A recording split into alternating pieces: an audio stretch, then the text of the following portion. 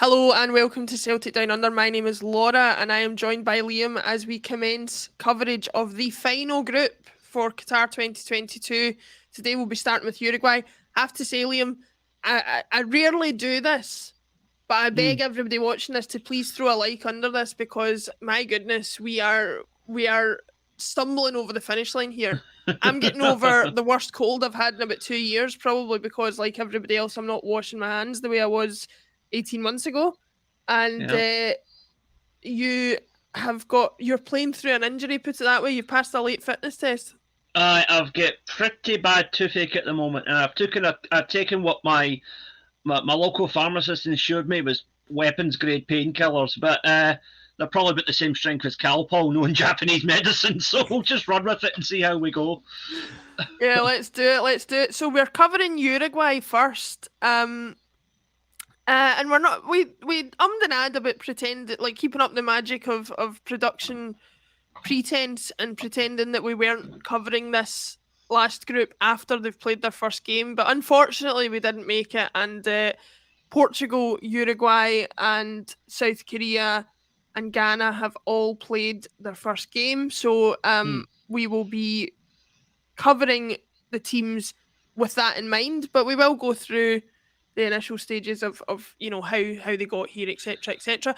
And with that said, let's pull up the qualifying group for Uruguay and have a little look about how they got to the World Cup. Not the most run of the mill way to get to the World Cup, I have to say, because they, as we've talked about and as has become so evident during this coverage that we've done, they were in that South American group that includes not only the people who got to the World Cup, which is Brazil, Argentina, Uruguay, and Ecuador, but you've got Peru, you've got Colombia, you've got Chile, you've got Paraguay, all of whom I'm pretty sure have appeared at one or at least one World Cup in the last 20 years. So, it's a tough group. They eventually had to knock Chile out on a playoff. But what do you make looking at that, of the record getting to the World Cup and what it says about their chances in Qatar? Well, I mean, there's no shame in coming behind Brazil and Argentina, unless you're Saudi Arabia, but we'll come into that later on. Just a wee word to the Saudi government. You're welcome, guys, because I'm sure my description of you as the worst team in the tournament was all the team talk you needed for that Argentina match. Listen, one thing we're learning about these videos is we started recording these well-intentioned at the start of November. And within the space of about 4 days, we've been proved entirely incorrect about most of the things that we've said. So still encourage you to watch them for a good laugh. But please gamble responsibly. Do not put money on anything I say here. That's the risk we put ourselves through. So yeah, I mean, not much to say about that other than if you're the third team behind Brazil and Argentina, then obviously you deserve to be at the World Cup. That goes without saying. Looking at their squad, I think is probably the next best option for us. And I thought I would find a version of the squad that brings up number of caps and age as well, because I think it's very relevant in the case of the Uruguay squad. So looking at the squad so far, it's interesting because we've got two 36-year-old goalkeepers and a 29-year-old goalkeeper in Sergio Roche. I have to admit, I'm not entirely sure which of those will be the first choice, but given the number of caps that Muslera has and the fact that he's number one, I would suggest he'll be in goal. Does it concern you that they will be going with a 36-year-old goalkeeper, or is that kind of par for the course these days, do you think? Considering that the team I support have a 35-year-old goalkeeper, it's a bit hypocritical for me to say that it's a fault. Yeah. No, I like, goalkeeper is the one position where you can get away with playing a guy who's 35 plus, and he's not necessarily going to be any worse than he was a few years ago. Yeah. And the same theme continues into the defence. As you can see, we've got we've got Ronald Araujo of Barcelona, 23 years old and only 12 caps, obviously coming in for what will be his first World Cup. But there are stalwarts like Martin Caceres of LA Galaxy, Sebastian Coates of Sporting, and Diego Godin, formerly of Atletico Madrid, and obviously now playing out his trade in the remainder of his career in Argentina. It's a funny thing because I'm struggling to fully establish what I think between age being a factor and presumed lower mobility of players like Caceres and Godin, combined with the fact that between them they've got over 250 caps, nearly 300 when you count them up together. What's the Aye. balance for you between, the downsides of age, but the mix of experience that they've got there? I mean, it's clearly a conscious choice that their coach has made to go with an experienced squad above all else, because that the whole profile of the squad from back to front skews towards over 30. Yeah, Um, and now the question is that because, as I suggested, the coach favours experience, or is it just that the next generation of Uruguayan talent hasn't quite come through yet? yeah, That's the question which this World Cup is going to answer. And based on that performance against Korea last night, where, to be honest, I felt either team could have won it, I really don't think Uruguay looked all that great, to be honest. They looked tired. They looked like a team of veterans who are past their prime. Of course, not all the players that played yesterday were over 30, but they looked like a very tired team by the end of that match, and they looked a bit devoid of ideas against a very determined Korean defence as well. yeah. Listen, I'm going to be completely honest. Due to working hours and things like that here in the UK, I didn't see the Uruguay Korea match, but I understand it was a very attritional match and very Uruguayan in a lot of the way that it was played. Put it that way. And it Yeah. seems to be a running theme throughout the tournament so far. That and I think this is probably a common theme in the opening games of the group matches in most World Cups, but most teams seem to be more afraid of making a mistake than they do trying to score a goal. Is that fair to say? In the case of the bigger teams, certainly yes. Yeah. I mean, I think the two major shocks that we've seen so far, with Argentina and Germany both losing their opening games, in both cases they went ahead, but they were too tentative about going for the kill. Yeah. Yeah. And their opponents came back and punished them for failing to kill them off in first halves in which they were both completely dominant. Yeah, absolutely. It's going to be an interesting one to see what happens when you've got teams like Argentina who need a win out of their second game and how much they're going to push for it. But let's go back to Uruguay for the moment. Moving on to the midfield, a slightly younger profile here with the odd exception, but they've got players of really good quality like Rodrigo Bentancur for Tottenham, De La Cruz of River Plate, Lucas Torreira, obviously formerly of Arsenal, now of Galatasaray, Manuel Ugarte, Federico Valverde, who we know all too well from Real Madrid, Matias Vecino of Lazio, De Araceta of Flamengo, and Canobio of Atletico Paranense. I think this, for me, is a little bit more standard in terms of the mix of youth and experience there that I think is what's required. Do you like the look of this midfield in terms of what it could possibly do for Uruguay, both in terms of defending and creating chances?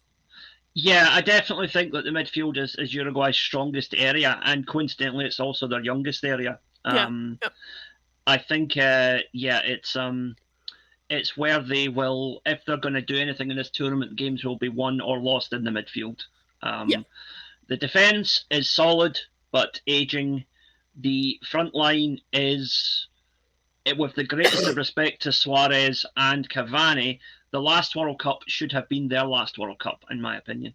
Yeah. I mean, you look at it here, again, between them, over 250 caps, but at age 35 and 35 respectively, and as we're seeing with FIFA playing games that are averaging closer to 100 minutes than 90 minutes at the moment, it's really going to prove difficult for them to really last the course if Uruguay want to go deep in the tournament. But with players like Darwin Nunez as other options, Maxi Gomez as well, and Facundo Torres, there's plenty of firepower there at a younger, fresher age that you could mix and match there, and I think probably do not so bad. I just wanted to bring this up just because it was a talking point that we were looking at, so I'm just going to pull this up for you. It's a table that I've found of and again, apologies if this isn't correct, but it seems like from a pretty legit source, it's a table of the average ages of the squads at the World Cup, and just so as that I can show you. Uruguay there are an average age, if you can't see that, of 27.8 years. Now, you might think not entirely a bad average age, but when you look at the teams above them, which are Tunisia, Belgium, Brazil, Argentina, Mexico, and Iran, really only Brazil and Argentina have been talked about in serious terms as being winners of the World Cup. So actually, in terms of people who are wanting to do really well at the World Cup, Uruguay are pretty far up the chain when you consider teams like Croatia, Germany, France, England, Spain are so much further down. Am I making too much of this age thing, or do you think it could really be a factor, especially, like I said, considering the length of the matches at the World Cup so far? No, I mean, what came across very apparent, and I watched the full game last night, so what came across very apparently to me was that Uruguay probably had technically more skillful players, but the Koreans were coping with the endurance, the duration of the match, and the conditions, the heat and the dryness, a hell of a lot better than the Uruguayans were, which surprises me because Uruguay, I think, is probably a hotter climate than Korea, but yeah, the Koreans seemed fitter and they seem to handle it better, and it's no coincidence that if you look at that table, the Korean team is significantly younger on average. Yeah, it's something definitely to take into account, and especially when you look at Spain as one of the average youngest squads at this World Cup, and you saw the energy and the verve they went out with to win that match against Costa Rica. They didn't just put them to the sword; they hammered them 7-0 and really made a statement, and lived up to what we said of, reviewing their squads. You think, I don't know if they'll do that great, and then as you're going through the squad, you think actually they could really do something at this World Cup, and that seems to be the case. So, looking at Uruguay for the rest of the tournament, obviously, and apologies if anybody can hear a horrendous noise going on outside. There's, I think somebody's cutting grass across the road or something like that. But oh, is that what it is? I was about to apologise for that vindaloo I had for lunch, but thankfully that's not coming through. Okay.